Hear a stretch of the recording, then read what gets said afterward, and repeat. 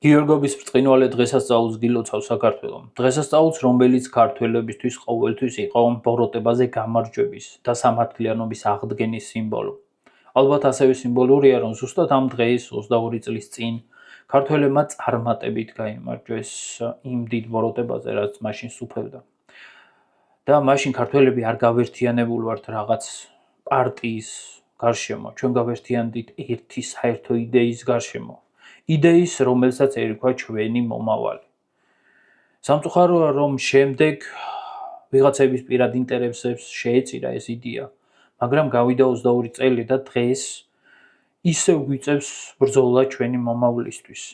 ისევ გვიწევს ბრძოლა სამართლიანობისთვის. არა რომ ვიღაცა პარტიისთვის, არამედ იმისთვის, რომ ქვეყანაში არ ინახავდნენ ვიღაცები მილიონებს სახლში, მაშინ როცა ათასობით ბავშვი შიმშილობს, მაშინ როცა 100,000-ობით ადამიანია გადახვეწილი ემიგრაციაში.